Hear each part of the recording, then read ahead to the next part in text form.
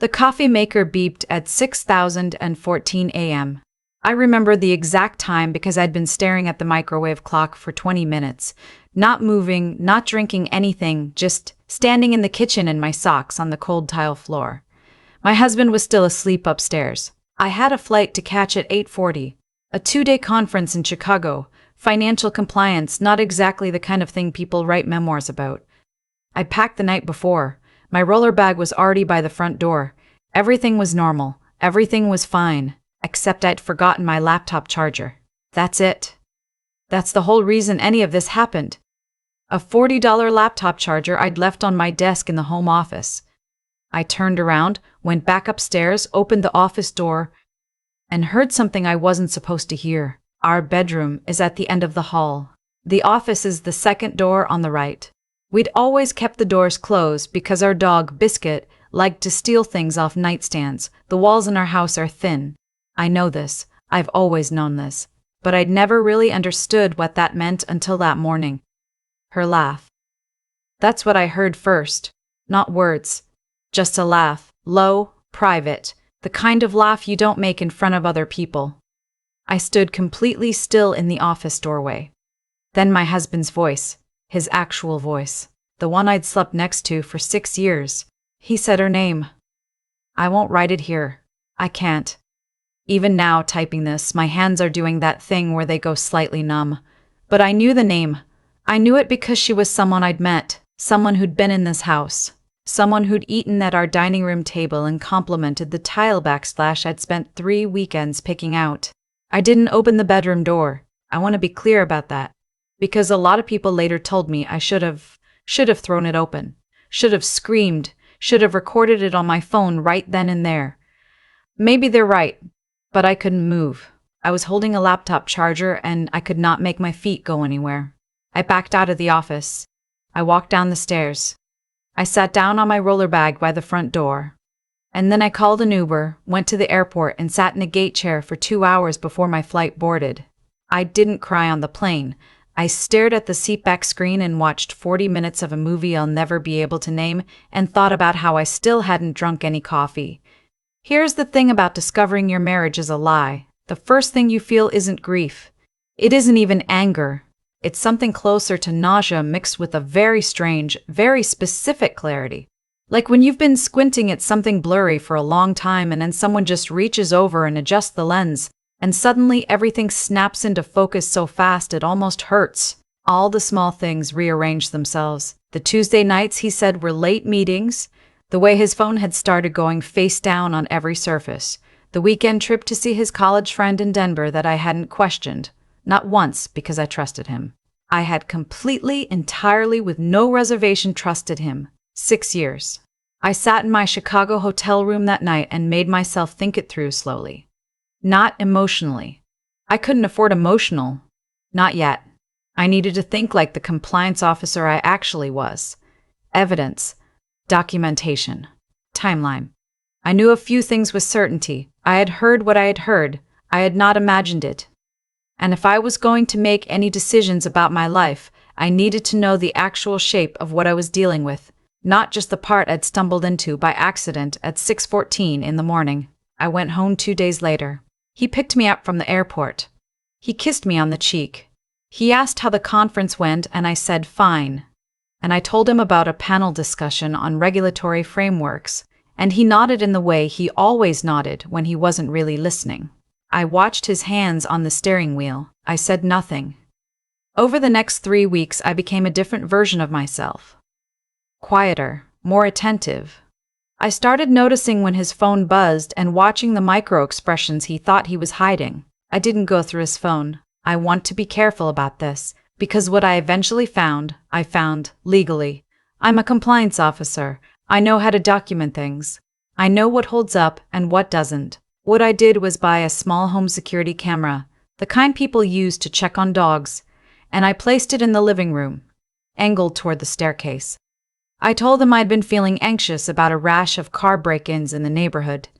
He said that was a good idea. He didn't know it also covered the front entryway. The following Saturday, I told him I was going to my mother's for the afternoon. She lives 40 minutes away and I do visit her regularly. This was not a lie. I went. I had lunch with her, helped her reorganize her pantry, watched half a gardening show, and then I drove home 2 hours earlier than I'd said. I sat in the parking lot of a grocery store 2 blocks from our house, and I pulled up the camera app on my phone. The timestamp showed he'd had a visitor. I watched the footage. I won't describe it in detail, not because I'm protecting anyone, but because I don't want to relive the specific choreography of betrayal. What I will say is this: the footage was unambiguous. It was timestamped. It was exactly what I needed. I sat in that parking lot for a long time. Then I drove home, walked into the garage, said hello, and asked if he wanted Thai food for dinner. He said sure, the usual. I ordered online. We sat on the couch and ate pad thai and watched a home renovation show, and I laughed at the right moments and asked him questions and he had no idea. None. He looked at me and saw exactly what he'd always seen. His wife, relaxed, completely at ease, and I realized, sitting there with my chopsticks, that this was how he'd looked at me for months. Exactly like this, with no indication whatsoever. That was the part that actually broke something in me. Not the betrayal itself, the fluency of it, how practiced it was. I already had a consultation scheduled with a family law attorney for the following Monday. I used my work lunch break. Her office was in a building 3 blocks from mine, and she was recommended by a colleague who'd been through her own divorce 2 years prior. I brought the camera footage on a USB drive. I brought 3 months of credit card statements I had access to as joint account holder. I brought a list of dates and times I documented in a notes app, every small inconsistency, every unexplained absence. She looked at everything for a long time without speaking. Then she said, "This is thorough." I said I work in compliance. She almost smiled. We talked for an hour. I left with a clear understanding of what the next steps looked like. Asset documentation, grounds, timeline. I was not going to move too fast. I was not going to tip my hand. I was going to do this carefully, methodically, and when I was ready, it would be airtight. I drove back to work and ate a granola bar at my desk and answered 17 emails. Here's the part I haven't told many people because it's the part that's hardest to explain without sounding like I'm asking for sympathy. I don't need. About 2 weeks after that attorney meeting, I found out I was pregnant. I'd been tired in a way I kept attributing to stress, missing a cycle which I also attributed to stress. I'd read enough articles to know that stress does things to your body. But then 2 weeks became 3 and I bought a test at a pharmacy 2 towns over and sat in a Target parking lot to read the result because I couldn't do it at home. 2 lines. I sat there for a long time with the test in my hand. I thought about everything: the footage on my phone, the attorney's card in my wallet, the Thai food, the way he'd said sure, the usual. And I thought about what it would mean to bring a child into a situation I was already in the process of dismantling. I thought about it for 2 full days. I want to be honest about that. It wasn't an easy 2 days, and it wasn't a simple decision, and I don't expect everyone to understand what I chose or why. What I can tell you is that I made the choice that I felt I had to make for myself, in a situation I never should have been in, with a person I trusted completely and who had not deserved it. I called my OB's office and asked for a referral. They gave me an address downtown. I wrote it down. The appointment was on a Thursday. My husband thought I had a dentist cleaning. I drove myself. I didn't tell anyone where I was going.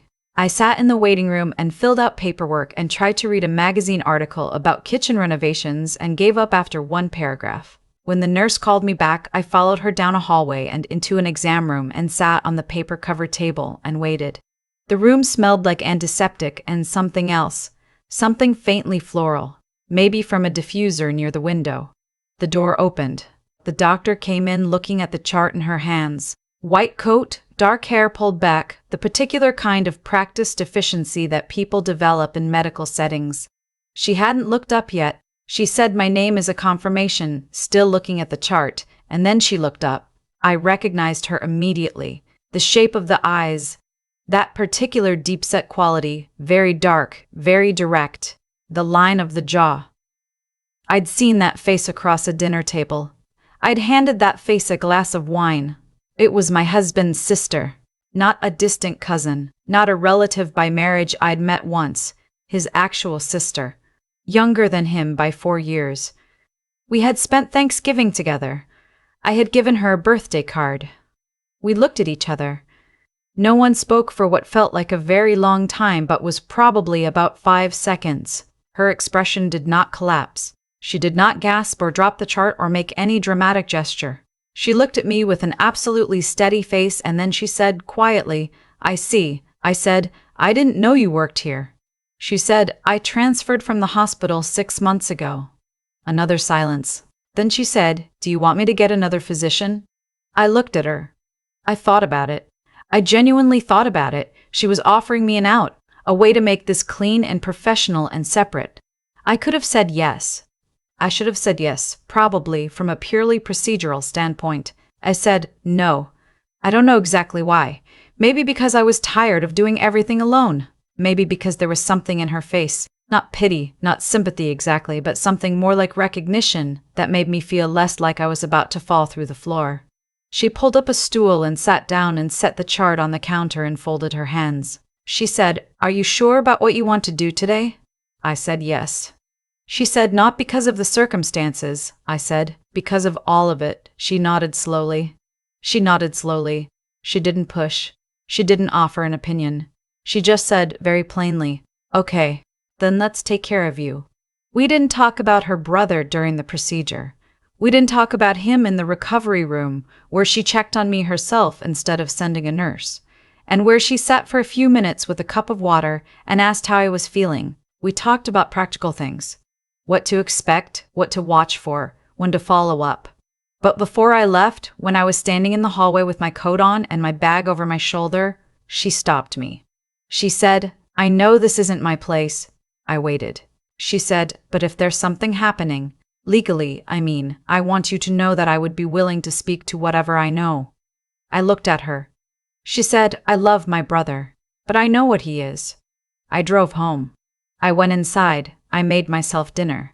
I sat at the kitchen table and ate and looked at the yard through the window where the maple tree was losing its leaves in that slow, inevitable way.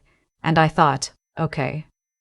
The divorce was filed 11 days later. My husband was served at his office. I know this because the process server confirmed it and because my husband called me 6 times in the following 2 hours, each call going to voicemail. And I listened to all 6 messages that evening in the order they came in and watched his panic escalate in real time, from confusion to anger to something that sounded almost like fear. The fear was new. I'd never heard fear in his voice before. I filed that detail away. He came home. I was sitting at the kitchen table with my attorney's number already dialed in my phone, ready to call if I needed to. He walked in and looked at me and I could see him trying to assemble his face into something reasonable. He said, "What is this?" He said, "We need to talk." He said, "Whatever you think you know?" I said, "I have the footage." He went very still. I said, 3 months of statements, the consultation, the paperwork. I said I had been thorough and that he should call his attorney and that until the process was complete, I would be staying in the guest room and I would appreciate it if he did not speak to me about this again without lawyers present. He stared at me for a long time. Then he sat down at the kitchen table. My kitchen table in my chair across from where I was sitting, and I watched something go out of him. Not guilt. Not remorse exactly. More like the specific deflation of someone who has run a very long con and finally gotten caught and realizes all at once that the game is over. He said, "How long have you known?" I said, "Long enough." What came out in discovery was worse than I'd imagined, not because of the affair specifically. By then I'd processed most of my feeling about that. But because of the money. Joint accounts he'd been siphoning from. A credit card in my name I hadn't opened. Transfers timed carefully enough that I might never have noticed if I hadn't gone looking with intention. My attorney said across the table in her office that I had built an unusually strong case. She said this in the measured way that attorneys say things, without excess. But I saw what she actually meant. His sister submitted an affidavit. I hadn't asked her to. She'd reached out through her own attorney, wanting to formalize what she'd told me in that hallway. She stated that she had direct personal knowledge of behavior and statements her brother had made over a period of 2 years. She stated that she was submitting this voluntarily, without compensation, and without any expectation of personal benefit. When my attorney showed me the document, I read it twice. There was a detail in it, something he'd said to his sister about me, about our marriage. About how he'd talked about his plans before I had any idea what was coming. that I will not repeat here because it belongs to a legal record, and also because some things are better left unread by the people they're about. What I will say is that I understood, reading it, that I had been the last to know almost everything. The settlement took 4 months. I kept the house. I didn't want it. Actually, I'd thought I would. But once the papers were signed, I walked through every room and felt the weight of every year we'd spent in it, and I understood that I needed to leave. I listed it with a realtor the following spring. The maple tree was just coming back into leaf. I moved into an apartment downtown, smaller than I'd lived in since my mid-20s, and I liked it immediately. The way the morning light came in at an angle, the sound of the street below, the feeling of having only the rooms I actually needed. His sister texted me once, about 3 months after everything was finalized. Not an apology for her brother, she'd already addressed that in a direct, quiet conversation we'd had shortly after the affidavit. It was just a message that said she hoped I was okay, and that she thought I'd handled everything with more grace than the situation warranted. I thought about that word. Grace. I'm not sure I'd use it. I'd use something more like intention. I handled everything with intention because there was a version of this where I showed up at the bedroom door that morning and screamed, where I confronted him in a way that handed him the power to reframe and deflect, where I made choices from the hot center of betrayal instead of from the cold, clear place I eventually found. I don't always stay in that cold, clear place. I'd be lying if I pretended I did. There were nights in the new apartment when I called my mother and didn't say anything much, and she talked to me about her garden, and I cried very quietly while she described what she was doing with the raised beds this year. But the cold, clear place was where I made my decisions, and the decisions I made there were ones I could live with. I got a promotion about 8 months after the divorce was finalized, management level, with a team of 6 and a budget I was responsible for, and a new office with a door that closed. I don't say this to make the story tidy. Life doesn't actually work like that, where the hard thing ends and the good thing arrives to balance it out. It was just what happened next, in the ordinary sequence of events, and I showed up for it the way I showed up for everything else. I still have Biscuit. He's older now, slower on the stairs, requires a specific brand of drink supplement that he will only eat if I hide it in peanut butter. He sleeps at the foot of my bed, and I find him there every morning, reliable and uncomplicated, and I think he might be the most honest relationship I've had in years, which is either very funny or very sad, depending on the day. I think about that Thursday in the hallway sometimes. The doctor in the white coat. The way she stopped me before I left and said those things without, it seemed to me, rehearsing them, as if she'd simply decided what she believed and was saying it. I love my brother. But I know what he is. I've turned that sentence over many times since. What it cost her to say it. What it must have cost her before that to know what she knew and carry it, and then, when the moment arrived, to choose honesty over loyalty to the version of her family she'd wanted to have. I don't know if we'll ever have a real friendship. We'd had coffee once, about a year out from everything, at a place near her clinic. We talked about work and about a documentary we'd both seen and about whether the city was ever going to fix the potholes on the main road downtown. It was pleasant and slightly careful, and at the end she hugged me in a way that felt genuine, and I drove home and sat in my car for a minute before going upstairs. What she did was not complicated. It was just right, and sometimes the simple fact of someone choosing right, in a situation where wrong would have been so much easier, is the thing that stays with you longest. I sold the house in June. The buyers were a young couple, late 20s, first home, asked a lot of careful questions about the water heater and the age of the roof. I answered everything honestly. Before I handed over the keys, I stood in the kitchen one last time in the same spot where I'd stood the morning of the coffee maker and the laptop charger and the 6 minutes before everything changed. The fridge had already been emptied. The tile backsplash caught the morning light. I locked the door behind me. I've thought a lot about the sequence of events, how it started with the laptop charger.